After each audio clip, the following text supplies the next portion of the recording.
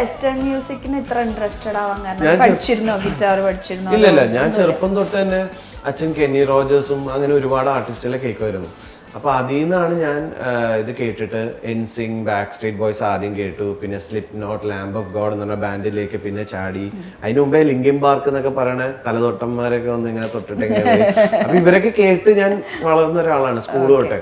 പിന്നെ ഞാൻ കോളേജ് വെച്ചാണ് കുറച്ചും കൂടി അധികം വെസ്റ്റേൺ മ്യൂസിക് കേട്ടു, തന്നെ പ്രാക്ടീസ് ചെയ്ത്. അപ്പൊ ബാൻഡിൽ വന്നതിന് ശേഷമാണ് ആക്ച്വലി ഞാൻ ആസ് എ സിംഗർ വളരുന്നത്. അല്ലാണ്ട് ഞാൻ തന്നെ പ്രാക്ടീസ് ചെയ്യുകയോ അതൊന്നും നടന്നിട്ടില്ല. Only because I was part of a band I am able to sing. അല്ലാണ്ട് ഐ കാൺ സേ യുനോ ഞാൻ തന്നെ പാടി. അത് തന്നെ, my brother sings better than me, seriously. അത് നിഖിൽ യങ്ങ ബ്രദർ. അപ്പൊ ആ പുള്ളി എന്നെക്കാട്ടും നന്നായിട്ട് പാടും. പക്ഷെ ഞാൻ അത്ര അടിപൊളിയാണെന്ന് എനിക്ക് ഇപ്പോഴും തോന്നുന്നു. പക്ഷെ ഞാൻ ആക്ച്വലി പ്ലേ ബാക്കിൽ വന്നുകൊണ്ടാണ് ഇനി പ്ലേ ബാക്കിലൊക്കെ വന്ന് കുറച്ച് മലയാളം പാട്ട് പഠിക്കാം, അങ്ങനെ കുറച്ച് സാധനങ്ങൾ പഠിച്ചു തുടങ്ങുന്നതും എക്സ്പെരിമെന്റിങ് മൈസെൽഫ്. ഹിന്ദിയും തമിഴും ഒന്നും എനിക്ക് പാടാൻ താല്പര്യം ഉണ്ടായിരുന്നു. മലയാളം അത്രയും പുതിയ പാട്ട് പാടിയല്ലേ? ഇപ്പൊ നമ്മുടെ കീ എന്ന് പറഞ്ഞ പടത്തിൽ ജീവ പാടിയത് പത്തിക്കിച്ച് പാത്തി, അത് ഗ്രൂപ്പ് സോങ് ആണ്. ഒരു മ്യൂസിഷ്യൻ എന്നുള്ള നിലയ്ക്ക് ഇനി നിരഞ്ജൻ എന്താ ചെയ്യാനുള്ള ആഗ്രഹം? എനിക്ക് as a musician I want to create my own stuff, my own songs, my own compositions. അപ്പൊ അതിനോടാണ് എൻ്റെ, that's where my heart lies. എനിക്ക് അതാണ് ചെയ്യാൻ താല്പര്യം. ഇപ്പൊ മ്യൂസിക് ഡയറക്ഷൻ ഫിലിമിന് വേണ്ടിയൊന്നും I'm not that much fond of. പക്ഷെ എനിക്ക് ഇതിനോടാണ് കുറച്ചും കൂടി എനിക്ക് ചെയ്യാൻ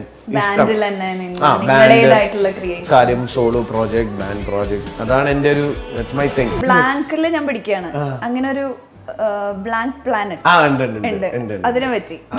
That's our baby actually. Blank planet എന്ന് പറഞ്ഞാൽ 8 years ആയിട്ടുള്ള ഒരു പ്രോഗ്രസീവ് റോക്ക് ബാൻഡാണ്. ഞാൻ അതിൽ നിന്നാണ് ഇവിടെ എത്തിയതും. ആ ബാൻഡ് കാരണമാണ് എനിക്ക് എൻ്റെ ലൈഫിൽ മ്യൂസിക് ഒക്കെ ഭയങ്കരമായിട്ട് വളർന്നതും. എൻ്റെ ബാൻഡ് മേറ്റ്സ് എന്ന് പറഞ്ഞാൽ ഡേർവിൻ, അഖിൽ, ഇവർ രണ്ടുപേരുമാണ്. ബേസിക്കലി അതിനകത്തുള്ള സോങ്സ് എന്ന് പറയുന്നത് it's all related to our mannerisms, human behaviour, the system. അപ്പോൾ ഞങ്ങൾ ഇറങ്ങാൻ പോകുന്ന ആൽബം ഈ ജൂലൈയിൽ ഇറങ്ങുന്നതാണ് നമ്മൾ പ്ലാൻ ചെയ്തിരിക്കുന്നത്, ഹോപ്പ്ഫുള്ളി, ഫിംഗേഴ്സ് ക്രോസ്ഡ്. അപ്പോൾ അതിൻ്റെ പേര് ഹാഫ് ചെയിൻഡ് എന്നാണ്. So half of your body is chained to the system, half of your body wants to be free. Liberate. So whole songs in the band is like that. അതുപോലെ NRJ project ഉണ്ട്. അത് എന്ന് പറയുന്നത് ഈ NRJ നിരഞ്ജന്റെ okay. അപ്പോൾ അത് ഞാൻ സ്വയം എന്നെ വിളിക്കുന്നതാണ് എനർജി. അത് ആക്ച്വലി ഒരു ഇതാണ്, കമേഴ്ഷ്യൽ പ്രോജക്റ്റ് ആണ്. അപ്പോൾ I love to sing Hindi and Tamil songs.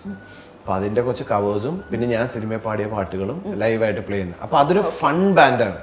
Like full അടിച്ചു പൊളി, I make every one jump to my songs. ഞാൻ അങ്ങനത്തെ അറേഞ്ച്മെന്റ് ഒക്കെ ചെയ്ത് ഫുൾ മറ്റേ ഹാപ്പി സീനാണ്. അപ്പോൾ ഞങ്ങളുടെ ഷോ ഞങ്ങൾ ലാസ്റ്റ് ഹാർഡ് റോക്ക് കഫേയിൽ ഷോ ചെയ്തു. അപ്പോൾ അങ്ങനത്തെ അവിടെയൊക്കെ എന്ന് വെച്ചാൽ ആൾക്കാർക്ക് they just want have A good time. So whatever you're calling NRJ project is to have a good time. That's the only thing we are providing. When you call us, you have a good time. That's all. അല്ലാണ്ട് ആ പരിപാടി വേറെ ഒന്നുമില്ല. അവരുടെ ഇഷ്ടമുള്ള പാട്ടുകൾ പാടുക, commercial ആയിട്ട് ചെയ്യുക. ലൈഫിൽ കിട്ടിയിട്ടുള്ള ഏറ്റവും ബെസ്റ്റ് കോംപ്ലിമെന്റ് എന്താ? ഓരോ ഷോ കഴിയുമ്പോൾ നന്നായിട്ട് പാടി, നല്ല രസമുണ്ടായിരുന്നു. ആൾക്കാർ നല്ല രസമുണ്ടായിരുന്നു. അല്ല, എനിക്ക് സത്യം പറഞ്ഞാൽ ഓരോ ഷോ കഴിയുമ്പോൾ ഞങ്ങൾക്ക് അത് കാര്യം കമേഴ്ഷ്യൽ ഷോ ചെയ്യുന്ന it's for money and to live your expenses. പക്ഷെ എന്നാൽ ആ പാട്ട് പാടി കഴിയുമ്പോൾ ഒരാൾ നമ്മളടുത്ത് വന്നിട്ട് നന്നായിട്ട് പാടിയിട്ടോ, നല്ല ഷോ ആയിരുന്നു എന്ന് പറയുമ്പോൾ നമുക്ക് കിട്ടുന്ന ഒരു that is the biggest reward, ഏറ്റവും വലിയ റിവാർഡ്. അപ്പോൾ ഞാൻ അത് കേൾക്കാൻ വേണ്ടിയാണ് ഞാൻ എല്ലാ ദിവസവും ഓരോ ഷോ ചെയ്യുമ്പോഴും looking forward to hear that from everyone. ഒരു ക്വസ്റ്റ്യൻ കൂടി ഉണ്ട്. ആർട്ടിസ്റ്റ് കൊണോഷ്യർ, കലാകാരൻ സഹൃദയൻ, ഇങ്ങനൊരു കോൺസെപ്റ്റ് ആണല്ലോ. ആർക്ക് വേണ്ടിയാണ് നിരഞ്ജ് നിൽക്കുന്നത്? കലാകാരൻ സഹൃദയൻ. വലിയൊരു മഹാൻ പറഞ്ഞു വെച്ചതാണ്, ഞാനത് ചോദിച്ചെന്ന് മാത്രമേ ഉള്ളൂ. കലാകാരൻ സഹൃദയൻ. എനിക്ക് കലയാണ് കുറച്ചുകൂടി അടിപൊളി.